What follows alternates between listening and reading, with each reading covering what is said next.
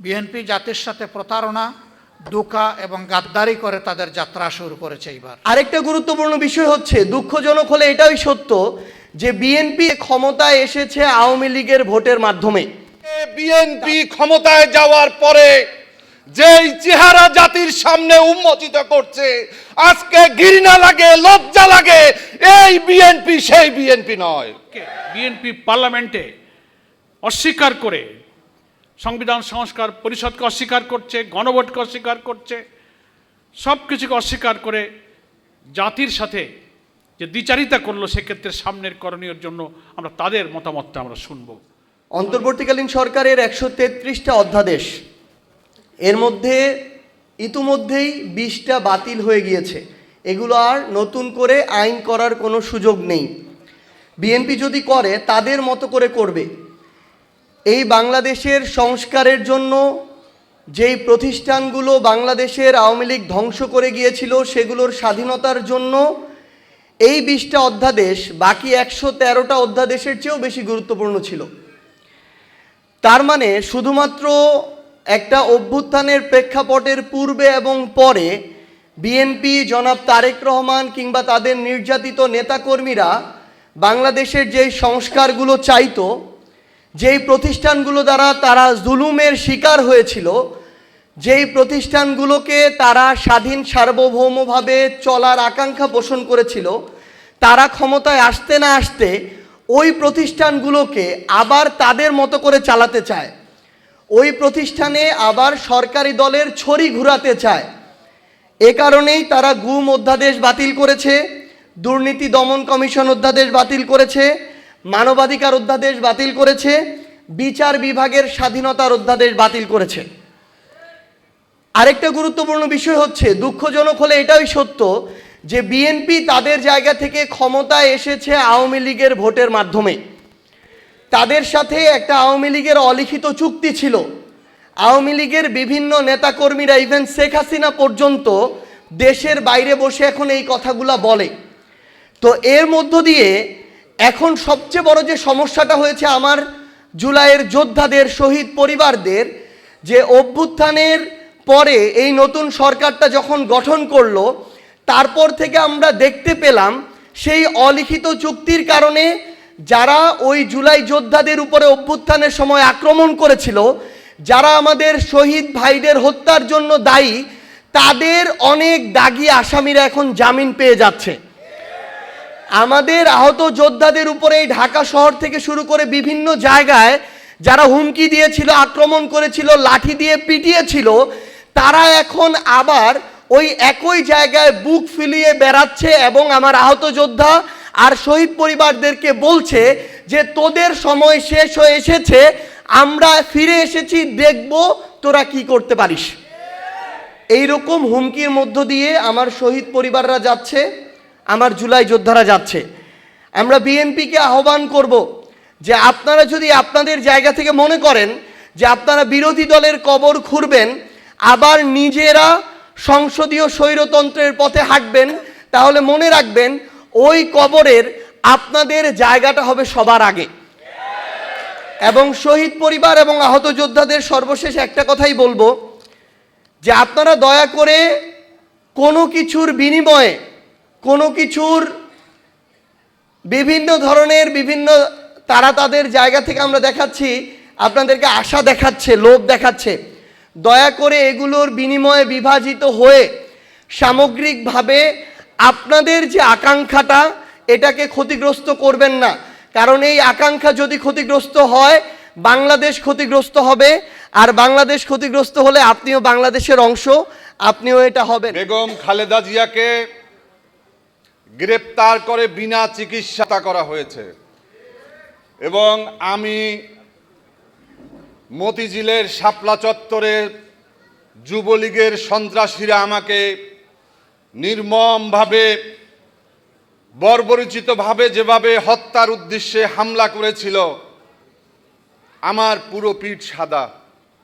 লক্ষ লক্ষ মামলা দিয়েছিল আওয়ামী লীগ, গুম করেছে, খুন করেছে, আয়নাঘর করেছে। তারপরেও আজকে বিএনপি ক্ষমতায় যাওয়ার পরে যেই চেহারা জাতির সামনে উন্মোচিত করছে, আজকে ঘৃণা লাগে, লজ্জা লাগে। এই বিএনপি সেই বিএনপি নয়। আজকে আমরা শহীদ পরিবারের বক্তব্য শুনেছি, আহত ভাই বোনদের বক্তব্য শুনেছি। তারা কোনো পয়সা চায় নাই, তারা কোনো টাকা চায় নাই, তারা চাকরি চায় নাই।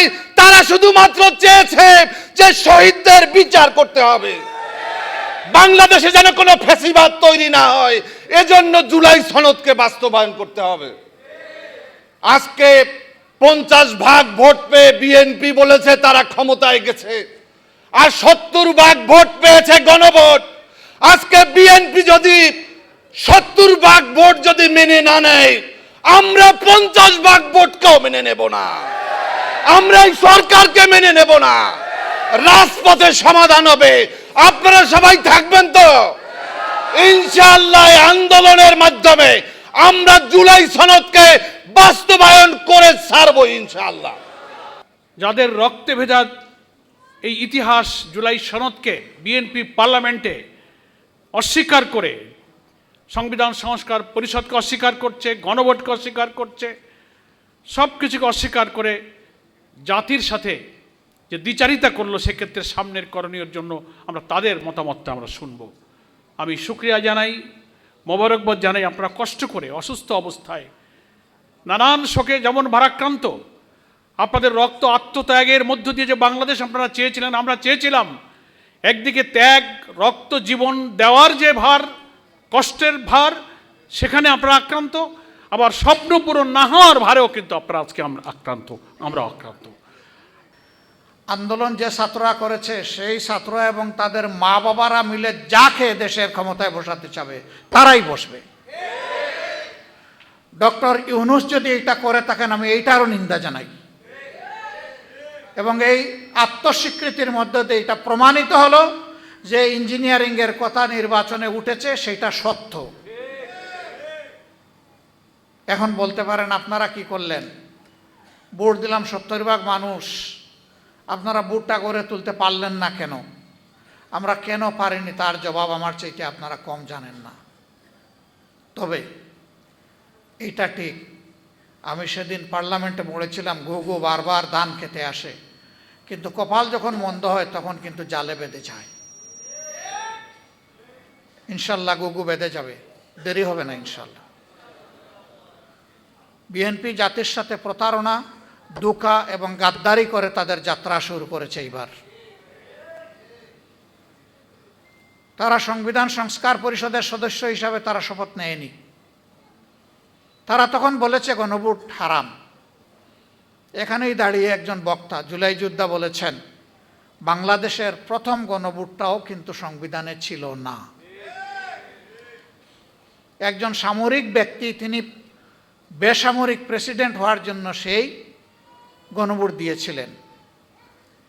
বিএনপি গর্ব করে বলে 71ও তাদের, 90ও তাদের, 24ও তাদের, সব কিছু তাদের, আর কারো কিছু নেই। 71-এ তো বিএনপির জন্মই হয় নাই, 71 তাদের হয় কিভাবে? এখন যদি বলে যে 71-এ শহীদ প্রেসিডেন্ট জিয়াউর রহমান স্বাধীনতার ঘোষণা দিয়েছেন এবং যুদ্ধ করেছেন, সেই কারণে, হ্যাঁ ঘোষণা উনি দিয়েছেন, প্রথমবার নিজের পক্ষ থেকে, দ্বিতীয়বার আরেকজনের পক্ষ থেকে। আর যুদ্ধ উনি করেছেন, আমরা অবশ্যই সম্মান করি। কিন্তু এককভাবে যদি একক ক্রেডিট এক ব্যক্তিকে সব কিছু দিয়ে দেওয়া হয়, তাইলে বাকি যোদ্ধাদের পজিশন কোথায় থাকে? এইটাও যুদ্ধকে কুক্ষিগত করার, আগের আমলে যারা ছিল ফেসিবাদী আমলে, তারাও এইভাবে করেছে। এবং তারা করতে গিয়ে লজ্জাজনকভাবে জিয়াউর রহমান সাহেবকে পাকিস্তানের দালাল, চোর, কোনো কিছু বলতেই বাদ দেয় নাই। আমরা ওই রাজনীতি আর দেখতে চাই না। আপনারা সাক্ষী, এই জুলাই যুদ্ধের পরে অনেকে কার কত সদস্য দলীয় শহীদ হয়েছে তার ভাগ বাটোয়ারা করেছেন। আমরা সেদিন প্রতিবাদ করে বলেছিলাম আমরা এটা নিন্দা জানাই। শহীদরা কোনো দলের প্রপার্টি নয়, এই শহীদরা জাতির গর্বিত সম্পদ। আমরা দলীয় ভিত্তিতে কোনো ভাগ বাটোয়ারা করতে চাই না। চেষ্টা করেছি আমাদের অবস্থান থেকে শহীদ পরিবারগুলোর কাছে যাওয়ার, কিন্তু এইটা দাবি করতে পারি না যে আমাদের কাছে তাদের যে হক ছিল সব আমরা আদায় করে ফেলেছি, এটা কখনো দাবি করব না। তবে এইটা নির্দ্বিধায় বলবো, আগেও বলেছি এখনো বলছি, ছিলাম আপনাদের সাথে পরিবারের সদস্য হিসাবে, এখনো আছে এবং থাকবো ইনশাল্লাহ। প্রিয় জুলাই যোদ্ধাবৃন্দ, আহত, এর পরের শব্দটা বলতে আমার কলিজায় লাগে, পঙ্গু শব্দটা বলতে। আমি 7 তারিখ ঢাকা মেডিকেল কলেজে গিয়েছিলাম আহত ভাই বোনদের দেখতে। একজনের এক হাত শেষ, এক পা শেষ। আমি তাকে বললাম, তোমার সম্পদ দিয়ে দিছো, জাতির প্রয়োজনে আগামীতে তো আর তুমি কিছু করতে পারবো না। বলে, কেন পারবো না? বললাম, তোমার তো এক হাত এক পা শেষ, পা তোমার 60 টুকরা আর হাত তোমার কেটে ফেলেছে। আমাকে বলল, বাকি শরীরটা আমার এখনো আছে, তাইও দেবো ইনশাল্লাহ।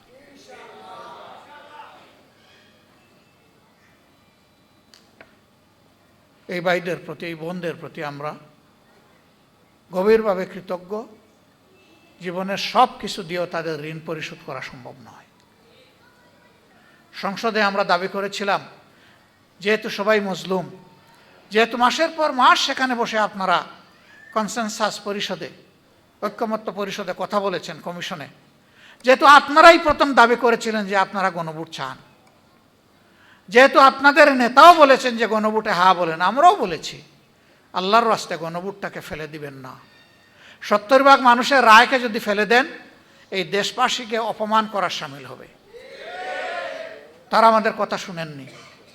তাদের ওই ইঞ্জিনিয়ারিংয়ের মাধ্যমে 2/3 যেটা, সেইটার বলেই তারা অনেকটা গায়ের জোরে এইটাকে ফেলে দিলেন।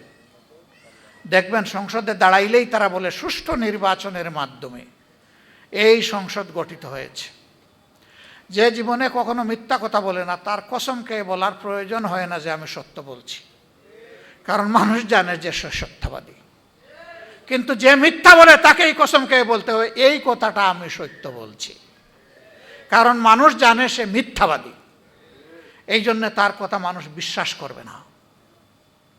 শেষমেশ দেখেছেন, শেষ দিন আমরা যখন সংসদ থেকে ওয়াক আউট করে বের হয়ে আসি, সেই দিন সত্যিকার অর্থে ফ্যাসিবাদের পক্ষে অবস্থান নিয়েছে দৃঢ়ভাবে বিএনপি, আমরা তার বিপক্ষে অবস্থান নিয়েছিলাম। গণভোটের রায় অমান্য করার দিনও আমরা ওয়াক আউট করে এসে বলেছি, চেয়েছিলাম সংসদে সমাধান, হয়নি। যেই জনগণ রায় দিয়েছে, আমরা এখন সেই জনগণের কাছে ফিরে যাচ্ছি। আর যেদিন এই সমস্ত কমিশনগুলো, আমার 2-1 বন্ধু বলেছেন, আমি নাম নিচ্ছি না, নিতে কোনো অসুবিধা নাই, গুম কমিশন, মানবাধিকার কমিশন, তারপরে আপনার এই কি বলে পুলিশ সংস্কার কমিশন, পিএসসি, যেগুলো মানুষের জীবনের সাথে সম্পর্কিত, দুদক মানুষের নিরাপত্তার সাথে সম্পর্কিত, ফ্যাসিবাদকে ঠেকায় দেওয়ার জন্য প্রয়োজন, এই সব কিছু অবলীলায় ওই গায়ের জোরে, আবার ওই 2/3, গায়ের জোর মানে 2/3, ওই 2/3 বলে তারা ফেলে দিল। 40 মিনিটের ডিবেটে আমরা যখন বুঝতে পারলাম যে তারা বিচার মানে কিন্তু তাল গাছটা ছাড়বে না, তখনই আমরা ধিক্কার এবং নিন্দা জানিয়ে এই সংসদ থেকে বের হয়ে এসেছি। আমরা ফিরে এসেছি আপনাদের কাছে। আমরা কথা দিয়েছিলাম, আমরা যদি সরকার গঠন করতে পারি আপনাদের রায়ে, তাহলে আমরা এই সমস্ত ওয়াদা আমরা বাস্তবায়ন করব। বিএনপি ওয়াদা দিয়েছিল 31 দফা সংস্কারের কথা বারবার বলে, এর প্রথম দফাই ছিল সংবিধান সংস্কার করবে তারা। এখন তারা তার বিপক্ষে অবস্থান নিয়েছে। সুতরাং তারা শুধু জাতির সাথে না, তাদের যে সংস্কারের দফা সেইটার সাথেও তারা কিন্তু বিশ্বাসঘাতকতা করছে। নির্বাচনী ইশতেহারে বলেছিল যে কোথাও কোনো স্তরে স্থানীয় সরকার পর্যায়ে কোনো অনির্বাচিত প্রতিনিধি তারা মানবে না, যদি না ওই জায়গায় কোনো নির্বাচিত প্রতিনিধি মারা যান কিংবা তিনি আইনের যারা দণ্ডিত হন, তার কোনো কিছুই ঘটেনি। এখন সব জায়গায় বাংলাদেশ ব্যাংক থেকে শুরু করে ক্রিকেট বোর্ড, তারপরে জেলা পরিষদ, বেমালুম শুরু হয়েছে, বিশ্ববিদ্যালয়, সব জায়গায় এখন কু শুরু হয়েছে, অভ্যুত্থান। বিএনপি শুরু করে দিয়েছে। সেই আওয়ামী ফ্যাসিস্ট বাকশালী কায়দায় আবার সেই একদলীয় শাসন বাংলাদেশের জনগণের ঘাড়ে তারা চাপাতে চায়। একটা জীবন আল্লাহ দিয়েছেন, লড়াই করব, জীবন দিব, শহীদ হব, মিথ্যার সাথে অন্যায়ের সামনে ইনশাআল্লাহ তাআলা আজিম মাথা নত করব না, সংসদেও করব না, রাজপথেও করব না। কি হবে? শেষ পর্যন্ত এক ভাই বলছে ফাঁসিতে ঝুলাবে, ঝুলাক, হাসতে হাসতে ফাঁসির তক্তার উপর দাঁড়াবো ইনশাআল্লাহ। ওগুলো আমরা পরোয়াই করি না। গণভোটের আগে থেকে আমি লেখা এবং বক্তব্যে হ্যাঁ ভোটের জন্য জনগণকে অনুপ্রাণিত করবার চেষ্টা করেছি। শুধু তাই না, যেদিন নির্বাচনে আমরা ভোট দিলাম 12ই ফেব্রুয়ারি, সেদিনেও আমার টেলিভিশন বক্তব্যে আমি একটা কথাই বলেছি, আপনারা সবাই হ্যাঁ ভোটে সিল মারুন। এবং এই আবেদন আমার ছিল জনগণের প্রতি, কারণ জুলাই বিপ্লবকে যদি আমরা অস্বীকার করি তাহলেই আমরা গণভোটকে অস্বীকার করব, এটা আমাদের মনে রাখতে হবে। কাজেই যারা আজকে গণভোটকে দুর্বল করবার চেষ্টা করছেন কিংবা গণভোটের আইনি তর্ক তুলছেন, তারা আসলে কতটা জুলাই বিপ্লবকে ধারণ করেন সেটা নিয়ে আমার সন্দেহ আছে। কাজেই আমি বলবো যে জুলাই বিপ্লবকে ধারণ করলে গণভোটকে আমাদের বিনা বাক্য ব্যয় এবং বিনা তর্কে আমাদের মেনে নিতে হবে যে এটাই জনগণের অভিপ্রায়, এবং জনগণ 70% ভোট দিয়ে সেই অভিপ্রায় আমাদেরকে জানিয়ে দিয়েছে। এবং যারা বিপ্লব করেছে, আমাদের তরুণেরা, অনেকের ছবি আছে এখানে, অনেকের নাম আছে, মুগ্ধর ছবি দেখছি, আবু সাইদের নাম দেখছি, যারা শহীদ হয়েছে, জীবন দিয়ে গেছে, জীবন দিয়ে বিপ্লব করেছে, তাদের কিন্তু একটা দাবি ছিল যে রাষ্ট্র মেরামত করতে হবে, এটা যেন আমরা ভুলে না যাই। এবং রাষ্ট্র মেরামত যদি করতে হয় তাহলে অবশ্যই আমাদেরকে সংস্কার করতে হবে। সেই সংস্কার সরকার পরিচালনায় করতে হবে, সেই সংস্কার সাংবিধানিকভাবেও আমাদের সেই সংস্কার করতে হবে। কাজে সেই সংস্কার নিয়ে আমরা কোনো তর্ক তুলতে পারবো না। এবং আমাদের যে উপরে যে ফ্যাসিবাদ 16 বছর আমাদের ঘাড়ে চেপে বসেছিল, সেই ফ্যাসিবাদের দুটো চরিত্র ছিল।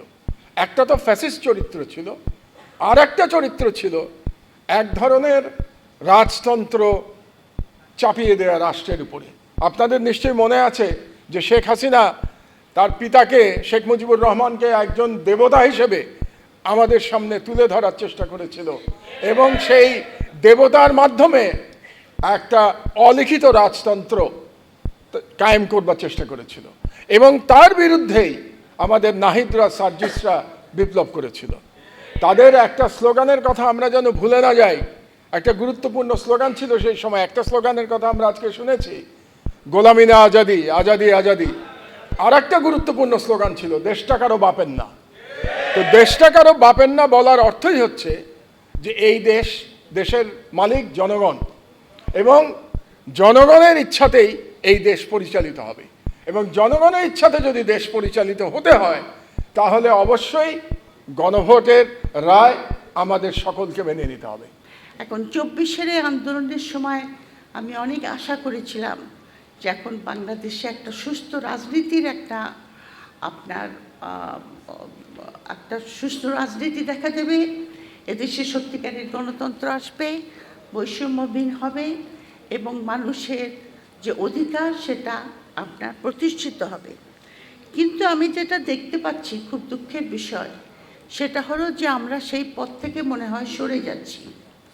প্রথম কথা হলো, যেটা আগেও আলোচনা করেছেন, যে গণভোটকে আইনি ভিত্তি দিতে বর্তমানে যারা সংসদে গেছেন তাদের অনেক অনীহা দেখা যাচ্ছে।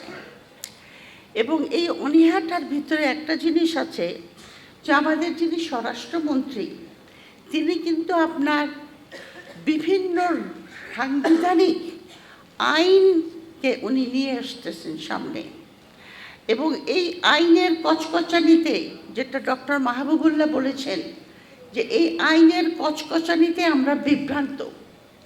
আমরা কিন্তু বুঝতে পারছি না যে উনি ঠিক কী করতে চাচ্ছেন, কি বলতে চাচ্ছেন।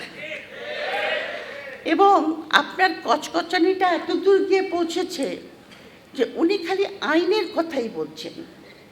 যেরকম উনি বলছেন গণভোটকে আমরা মেনে নেব না, একবার বলছেন উনি সাংবিধানিক সার্বভৌমত্বের জন্য, আর একবার বলছেন যে সংবিধানে এটা নাই। দুটোই বলছেন, এবং দুটার ভিতরে কিন্তু আপনার রাজনীতির একটা থিওরি আছে, যেটাকে বলে আপনার পার্লামেন্টারি সভরেনিটি আর একটা হলো কনস্টিটিউশনাল সভরেনিটি।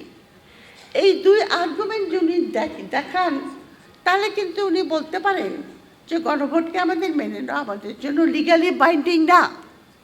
কিন্তু উনি একটা জিনিস ভুলে যাননি, ইচ্ছা করেই বলছেন না, সেটা হলো সংবিধান মানুষের জন্য, এবং সংবিধানের আইন দ্বারা সব কিছু কিন্তু হয় না।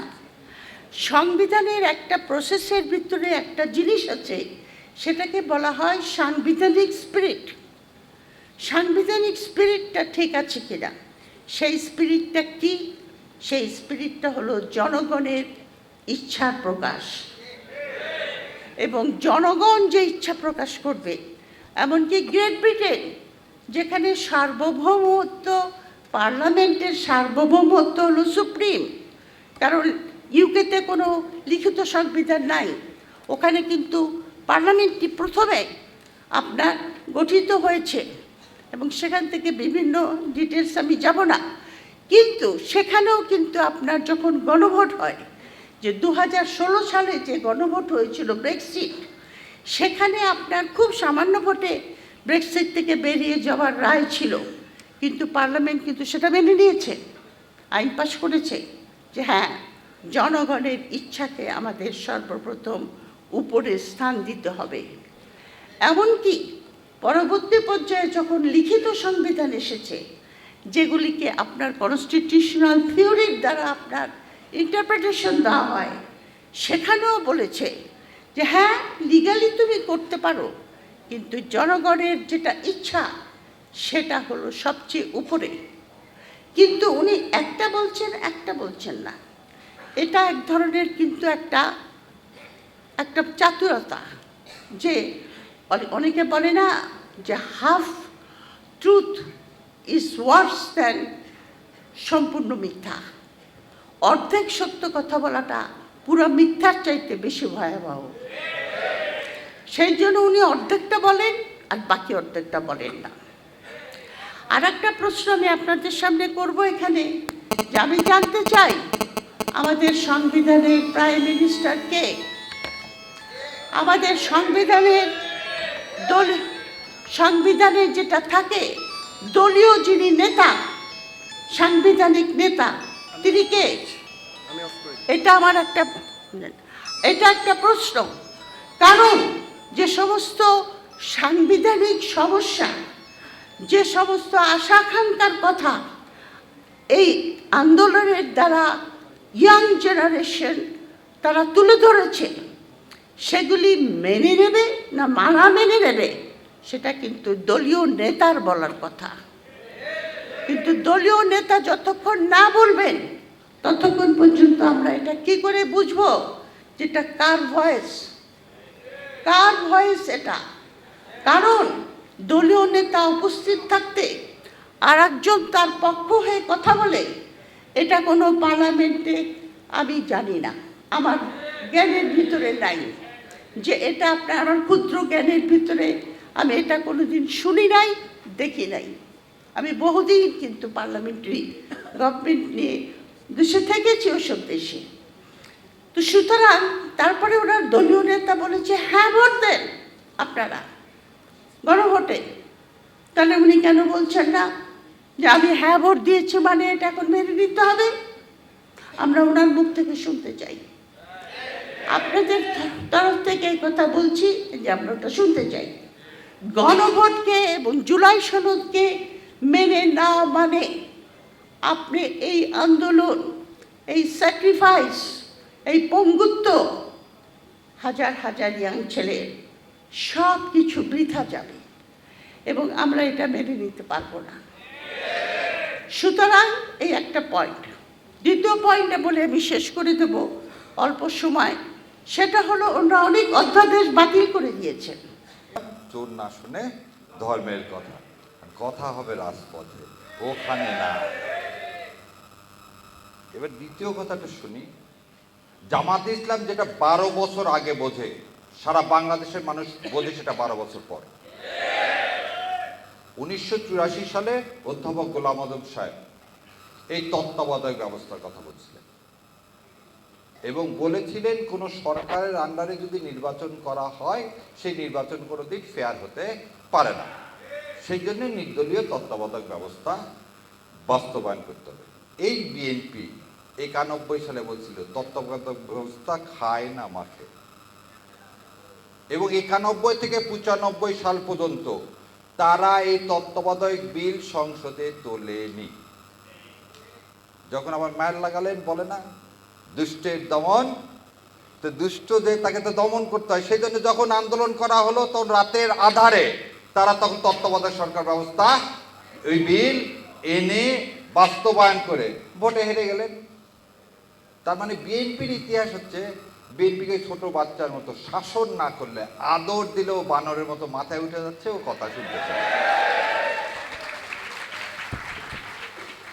একটা অনুষ্ঠানে দেখলাম আমার ভাই শিশির মনির এবং আমার আর এক ব্যারিস্টার ভাই, তারা স্বরাষ্ট্রমন্ত্রী ও আইনমন্ত্রীকে প্রশ্ন করছে যে চলেন সংসদে যে কোনো জায়গায় ডিবেট করে।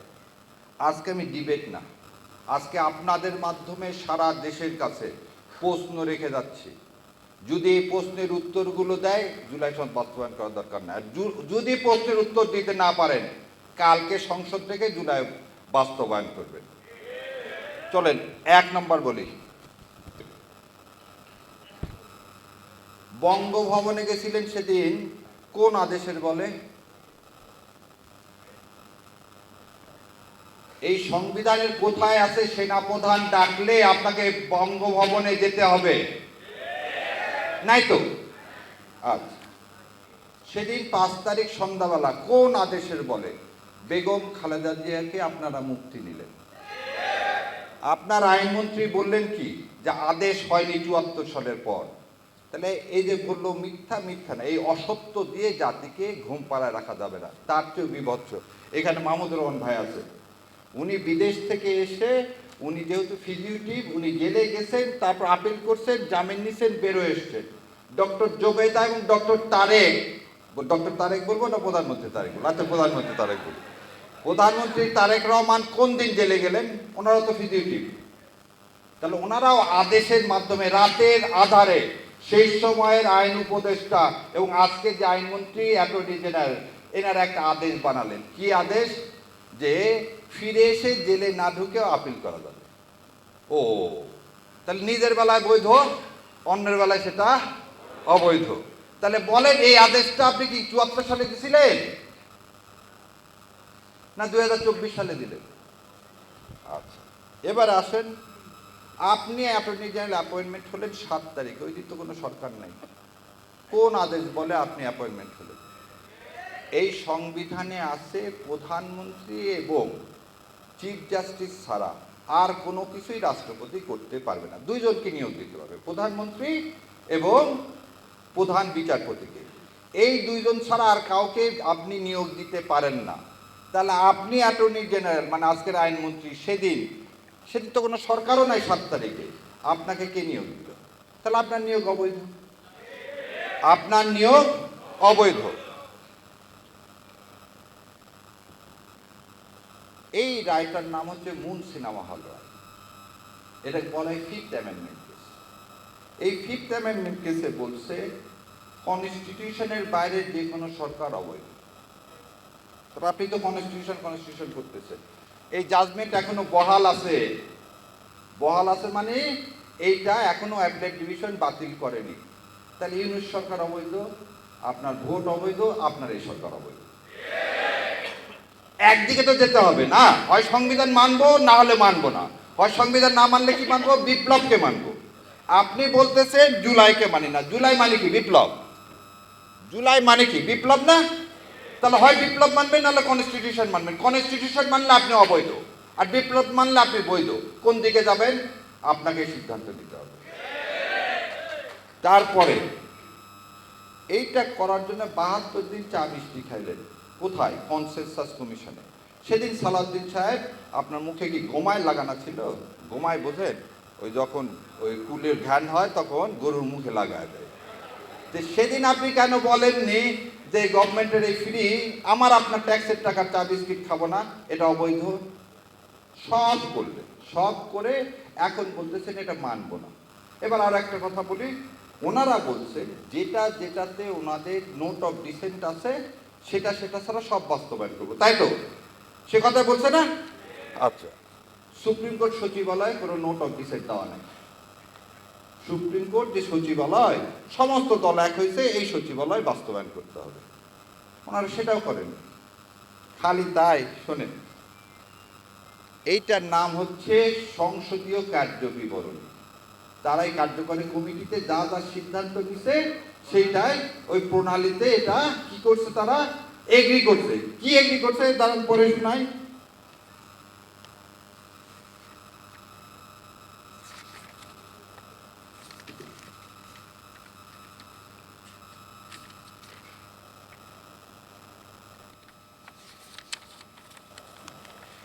এইটার পৃষ্ঠা নম্বর 3, 10-10 বিতে বলছে এই যে সংসদ চলে গেল, এই সংসদে তারা 15টি অধ্যাদেশ সংশোধিত আকারে সংশ্লিষ্ট মন্ত্রণালয়ের মাধ্যমে সংসদে বিল উত্থাপনের জন্য সুপারিশ করবে। কোথায়? এই যে সংসদ চলে গেল সেই সংসদে এই 15টা বিল উত্থাপন করলেন না। কি কারণে করলেন না জানেন? এইটা উত্থাপন করলে এই সালমকে আর ব্যাংকগুলো দেওয়া যাচ্ছে না। তাহলে আপনি আপনার কার্যপ্রণালী মানতেছেন না, আপনি জুলাই সনদ মানতেছেন না, আপনি গণভোট মানতেছেন না, তাহলে আপনি মানবেনটা কি? সবার আগে বিএনপি, সবার আগে বাংলাদেশ না, সবার আগে বিএনপি। আর সবার আগে বিএনপি মানে বিএনপি না, সবার আগে হচ্ছে যে আমাকে ক্ষমতায় আনছে। ওই যে বলছে না আমি তো আসতে পারতেছি না, একজন আমাকে না বললে আমি তো দেশে আসতে পারতেছি না, তার মানে কি সুইচ এই প্রধানমন্ত্রীর হাতে না? ওই জন্য আমি বলি উনি চুপচাপ আছেন এই কারণে, কারণ উনি কথা বললেই কখন নামায় দেয় ঘাত ধরে। কারণ সুইচ তো ওনার হাতে না, সুইচ তো ভারতের হাতে, দিল্লির হাতে। আমরা বলছি আজাদি না গোলামি, আজাদি আজাদি। তো সোজা আঙ্গুলে যদি ঘি না ওঠে বাবা। আর আমার শিশির ভাই বললেন কোর্ট, শোনেন, এই বিচারক নিয়োগ দিচ্ছে না কি জন্য জানেন? এরাই হচ্ছে বিচার ব্যবস্থায় আবার ওই একটু আগে বললাম না যে তারেক রহমান আর জোবেদা রহমানের যে মামলা রায় দিচ্ছেন, খালাস দিচ্ছেন, ওই জাজ সাহেব আগে রায় দিয়েছিলেন কি, শিশির ভাই সাক্ষী আছে, যে বাংলাদেশে তারেক রহমানের কোনো ভাষণ প্রচার করা যাবে না। ওই জাজ সাহেবই আবার দেখলাম বঙ্গভবনে তারেক রহমানের সাথে হ্যান্ডশেক করার জন্য দৌড়ায় আসতেছে। তো সেই বিচারের কাছে আপনি কি জুলাই সনদের পক্ষে পাবেন? অতএব এই জুলাই সনদ বাস্তবায়ন করার আগে রাজপথ ছাড়া আর কোনো পথ নাই। আইনের ভাষায় আমরা সব বলছি। এখন কোর্টকে আপনি সেই কারণে বিচার বিভাগ স্বাধীন করতে দেন। সো অন্যরা আছে, আইনের কথা সব শিশির ভাই বলছেন। আর পৃথিবীর কোনো দেশে ধরে নেন আপনার এটা একটা দেশ, এটা বলে শেষ করি, এটা একটা দেশ, আমরা এখানে সবাই আমিরে জামাতকে নেতা হিসাবে মেনে একটা সিদ্ধান্ত নিলাম, সেই সিদ্ধান্তটা আপনাদের জন্য। গ্রিক রাষ্ট্র বলছে কি তুমি সিদ্ধান্ত নিতে পারো না, যাদের জন্য সিদ্ধান্ত নিবা তাদের কাছ থেকে তোমাকে কি করতে হবে, ভোট দিতে হবে। আমরা তো এখানে সংখ্যাগরিষ্ঠ, আমাদের এই 11 দলের মধ্যে, কিন্তু আমরা কি সারা দেশের সংখ্যাগরিষ্ঠ না, সেই জন্য আপনাদের কাছ থেকে নিলাম। তাহলে 70% মানুষের ভোট বেশি না 51% ভোট বেশি? 70%। এই সহজ পাটিগণিত যাই বোঝে না তার হাতে আপনি রাষ্ট্র ক্ষমতা দিচ্ছেন, আপনার তো এই সর্বনাশ হবেই। ধন্যবাদ আপনাদেরকে। আল্লাহ হাফেজ। আসসালামু আলাইকুম রহমতুল্লাহ।